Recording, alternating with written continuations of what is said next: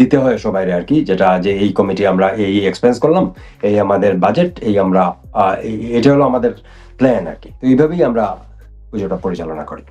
গত 10 বছর ধরে এরকম হয়ে আসছে। কিছুটা চেঞ্জ হয়েছে দিনের পর দিন, এটা তো হবেই। আর ফান্ডামেন্টালটাই এরকম sir. Thank you so much ইমনদা এক্সপ্লেন করার জন্য। আমি জানি যে এটা এত অল্প সময়ের মধ্যে এক্সপ্লেন করা সম্ভব না। আপনি খুবই হায়ার লেভেলে মেইন আইটেমগুলো টাচ করে গিয়েছেন, বাট এর মধ্যে অনেক ডিটেল আছে। তো খুব বেশি ডিটেলে না গিয়ে জাস্ট জানতে চাই যে আপনাদের মুখোমুখি হওয়া এমন কিছু কিছু সমস্যা বা চ্যালেঞ্জ আপনারা ফেস করেন কিনা। আমি শিওর প্রতিনিয়ত নতুন নতুন চ্যালেঞ্জ ফেস করেন, এবং যখন ফেস করেন আপনারা এগুলো সমাধানটা কিভাবে করেন তখন?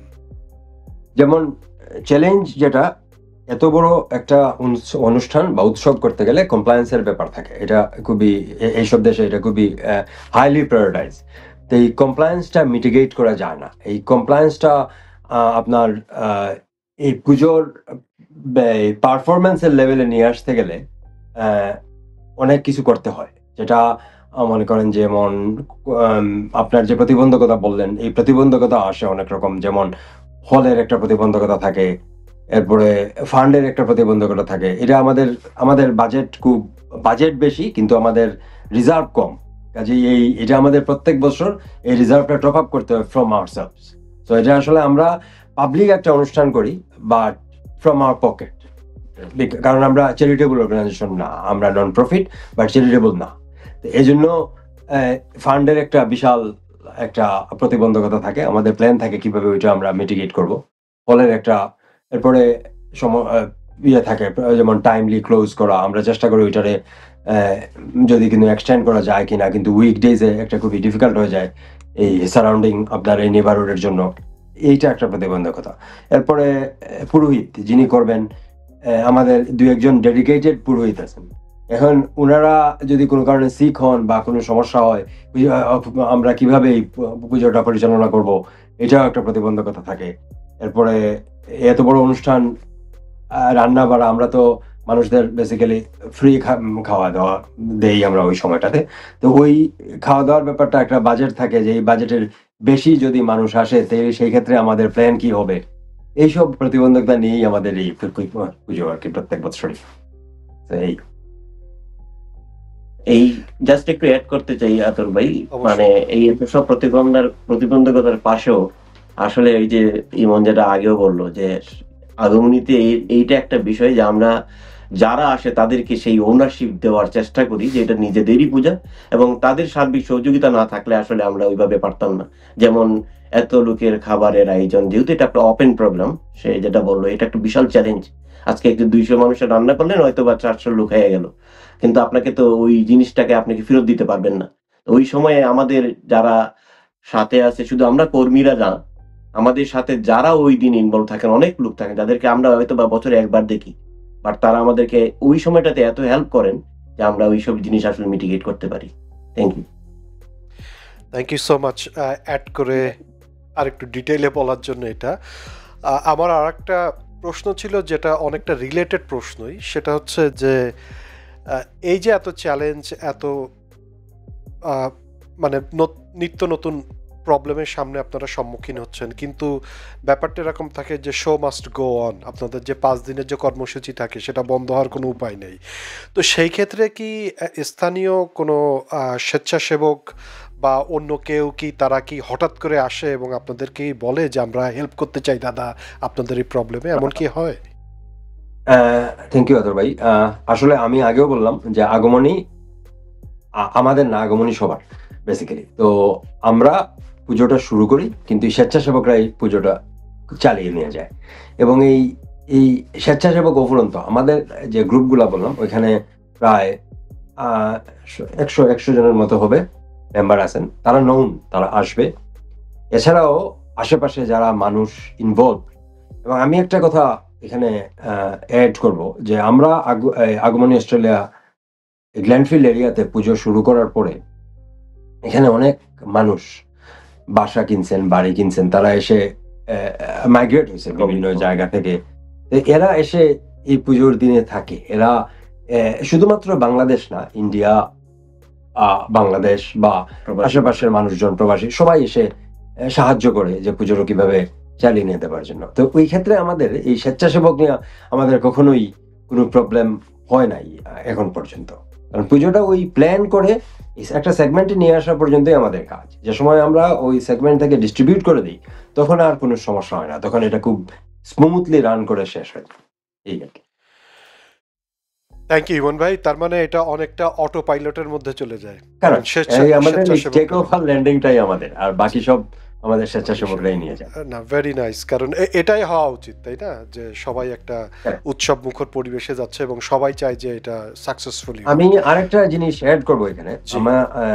আমাদের আসলে এই পুজোটা করার জন্য আজকে পর্যন্ত অনেক মানুষের অবদান আছে। আমি আসলে একটা স্পেশাল থ্যাঙ্কস দিব আমাদের মাসুদ খলিল ভাই, ডেপুটি মেয়র কেমলটাউন কাউন্সিল, এবং আপনার ওই মাসুদ ভাই এবং আমাদের মেয়র এবং কেমলটাউন সব স্টাফ হল যারা আপনার আমাদের ডিস্ট্রিবিউট করেন প্রত্যেক বছর, তারা একটা আমাদের পক্ষ থেকে একটা বিশাল থ্যাঙ্কস পাওয়ার যোগ্য। কারণ তাদের জন্যই আসলে আমরা আজকে এ পর্যন্ত এই পুজোটা একটা পাবলিক হলে, একটা স্কাউটের পাবলিক হলে আমরা টেনে নিয়ে আসতে পারছি আর কি 10 বছর।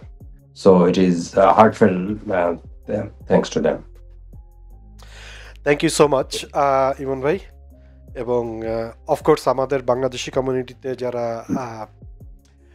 স্থানীয় যারা কি বলবো নেতা বা ওই ধরনের অবস্থানে যারা আছেন, ওনাদের কমিউনিটির সাথে সম্পৃক্ততাও অনেক বেশি থাকে এবং এটা ডেফিনেটলি একটা কি বলবো একটা পজিটিভ সাইড যে কোনো অনুষ্ঠানে ধর্ম বর্ণ নির্বিশেষে আমরা সিডনিতে আমরা একটা ভালো একটা অনুষ্ঠানে যাচ্ছি যেখানে আমরা সকলে একসাথে আনন্দ করছি। এবং আমি পিছনে কিছু ছবিও দেখছিলাম আপনাদের, যেগুলো আসলে দেখাচ্ছে যে প্রত্যেক ফ্যামিলি এবং আপনাদের পুজোর বিভিন্ন যে আয়োজন চলে এবং সবাই যে আসলে এখানে কত হাসি খুশি এই অনুষ্ঠানে, সেটা আপনাদের এই ছবিগুলো দেখলেই বোঝা যাচ্ছে। আচ্ছা, আরেকটা প্রশ্ন থাকে যেটা হচ্ছে এখন দুর্গাপুজোর সময় প্রধান ধর্মীয় বা সাংস্কৃতিক কার্যক্রম কি রাখা হয়? কারণ আমি আগেও বলেছি অনুষ্ঠানের শুরুতে যে এটা সনাতন ধর্মীয় একটা ব্যাপার, কিন্তু সেই সময় এবং এখনকার সময় অনেক বিস্তর চেঞ্জ। যেমন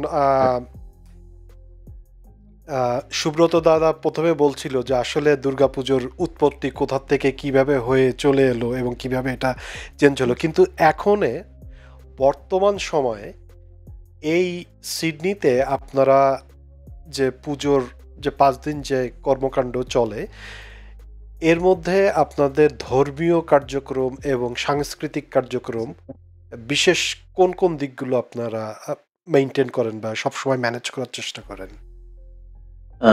আতুর ভাই, আমরা যেটা করি ধর্মীয় অনুষ্ঠানের দিক থেকে পূজার রীতি অনুযায়ী ব্যাপক চেঞ্জ। কারণ বিদেশ বাড়িতে ইমন যেটা আগে উল্লেখ করলো যে একজন পুরোহিত বিশাল দরকার আমাদের। তো আমাদের এই মহিলাদের অংশগ্রহণটা আগমনীতে এটা ব্যাপক বিষয়। যদি আমাদের এই নারী শক্তির এই সহযোগিতাটা না থাকতো, তাহলে ওই যে ধর্মীয় ভাবে যে পূজা করার প্রথম অংশটা এটা সম্ভব না। কারণ কি, আপনাকে প্রথম দিনে আমাদের সকাল 9টায় হল করলে শুরু করতে আমাদের মেইন পূজাটা করতে হয়। ওইখানে নারীদেরই অবদান সবচেয়ে বেশি।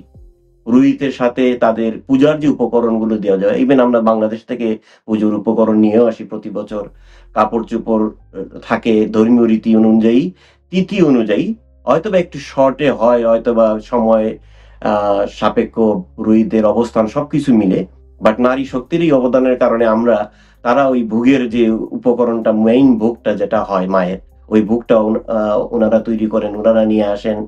তারপরেও আবার ওনাদের যেটা থাকে যে পরবর্তীতে যে আবার যে কালচার প্রোগ্রাম, ওনাদের নিজেরাই একটা সক্রিয় অংশগ্রহণ থাকে। তো ধর্মীয়ভাবে যে প্রোগ্রামটা আমরা চেষ্টা করি যতটুকু সাধ্য আমাদের আছে। বিদেশ বাড়িতে চেঞ্জ অনেক আছে, বাট আমরা চেষ্টা করি ওইটা মেনটেন করার জন্য, এবং এখানে আমাদের নারীদেরই প্রাধান্য দেয়। তারপরে যে প্রসাদের বিতরণ, যেটা আমরা দুপুরবেলা লাঞ্চ এবং রাত্রে যে ডিনার করি, ওইটার জন্য আমাদের একটা স্বেচ্ছাসেবক সহ একটা বিশাল একটা গ্রুপ আছে যারা আসলে ওইটাতেই আনন্দ পায়, এবং এটা আমাদের একটা বিশাল আনন্দের বিষয়। হ্যাঁ, তারপরে আছে সাংস্কৃতিক প্রোগ্রাম। সাংস্কৃতিক প্রোগ্রাম সম্পর্কে আমি ইমনকে একটু বলতে বলবো, কারণ অরিজিনালি আমাদের যে থিঙ্কিংটা ছিল, ইমন একটু বলবে আপনাকে যে কেন আমরা আনলাম, যে শুধুমাত্র বাইরের শিল্পী এনে আমরা করতে পারি, বাট কেন করি না। আমাদের পরবর্তী প্রজন্মের কাছে কোনো কিছু রেখে যাওয়ার জন্যই, তাদের ইনভলভমেন্টকে বাড়ানোর জন্যই, নন শিল্পী যারা আছে, যারা কোনোদিন হয়তো বা স্টেজে চিন্তা করে নাই কোনো কিছু, তারাও একটা কিছু সুযোগ পাচ্ছে ওইখানে। আসলে আতর ভাই, শীতলদা যেটা বলতে চাচ্ছে যে আমাদের আগমনীটা কয়েকজনের অফুরন্ত প্রচেষ্টার মানে ফল বেসিক্যালি। তো আমরা চেষ্টা করি যে আমাদের মেম্বাররা, নট অনলি মেম্বাররা, যারাই এসে আমাদের বলে যে আমার ছেলে গান গাইতে পারে, আমার মেয়ে গান গাইতে পারে, আমার ওয়াইফ গান গাইতে পারে, আমরা সবাইকেই সুযোগ করে দিই স্টেজে গান গাওয়ার জন্য। বা অনেক বাচ্চা, অনেক মানে তারা বাংলাদেশ হয়তো একসময় না একসময় গান গাইতো, বা ইন্ডিয়াতে একসময় না একসময় গান গাইতো, কিন্তু ভুলে গেছে, গায় না। তো তাদেরকে আমরা আসলে মোটিভেট করি, আমরা তাদের বলি যে তোমরা যদি শিখো, এসে আমাদের সাথে গান গাইতে পারো। তো আসলে এটা আমরা চাই যে ঘরের মানুষরা এসে আমাদের পুজোতে গান গায়। তো এটা হলো ফান্ডামেন্টাল, মানে কালচারাল প্রোগ্রামটা যেটা করি আমরা, যে আমাদের ছেলে মেয়েরা যারা এই দেশে ব্রট আপ হচ্ছে, তারাও অংশগ্রহণ করে, তাদের একটা ইনভলভমেন্ট হয়, তারা জানতে পারে, তারা লিখে ম্যাগাজিনে, হ্যাঁ, তারা ছবি আঁকে, তারা ছবি আঁকার প্রতিযোগিতা হয়, একটা বিশাল উৎসব যেটা আমরা বলতাম যে আপনি হয়তো জানেন যে সন্ধ্যা আরতির সময় আমাদের যে ধনুচি নৃত্যটা, ওই ধনুচি নৃত্যটা মহিলারা করে। হ্যাঁ, আমাদের ব্যান্ড আছে, ব্যান্ডের শিল্পীরা গান গাইতেছে। পাশাপাশি আমরা বাইরে থেকে নিয়ে আসি শিল্পী অনুষ্ঠানটিকে আরেকটু উপভোগ করার জন্য। বাট আমাদের মেইন যে মানে টার্গেটটা ছিল প্রথম থেকে, এখনো আগমনীতে এটা আছে, যে যারাই আসে, যাদের যদি একটু সুযোগ পায় নিজেদেরকে একটু করার জন্য, যে আমি একটু গান গাইলাম, আমি একটু ফ্যাশন শোতে অংশগ্রহণ করলাম, একটু ইভেন্ট তৈরি করে তাদেরকে অংশগ্রহণ করানো, যার মাধ্যমে ওই যে সার্বজনীন যে একটা রূপ আমি যেটা বলছিলাম, যে বাঙালির শারদ উৎসব হয়ে ওঠার, ওই আয়োজনটা আমরা আগমনী থেকে করার চেষ্টা করি এখন। Thank you so much সুব্রতদা।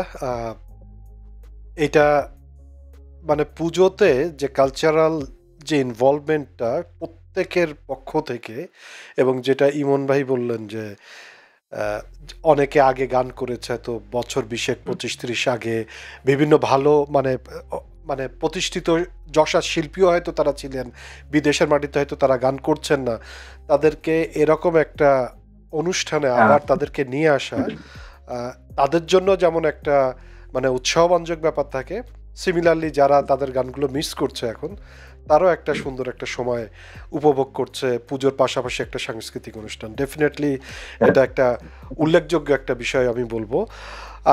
আচ্ছা, সিডনির যে আমরা আরেকটা জিনিস আমি এড করব, যে আসলে আমাদের এই সাংস্কৃতিক অনুষ্ঠানটা বলতে, এখানে কিন্তু বাংলাদেশে আমরা যেরকম সাম্প্রদায়িক সম্প্রীতির ভিতর করতাম, তো সেম এখানেও কিন্তু আমাদের এই স্টেজে কিন্তু শুধুমাত্র যে হিন্দু রিলিজিয়ন তা না, আমাদের সাথে এসে মুসলিম রিলিজিয়ন, তারপরে ইন্ডিয়ান কমিউনিটির সবাই এসে কন্ট্রিবিউট করে ওই সময়টা। এটা একটা বিশাল অবদান আমাদের জন্য, আমাদের সাফল্য বলবো আমি, আমাদের জন্য আর কি আগমনী।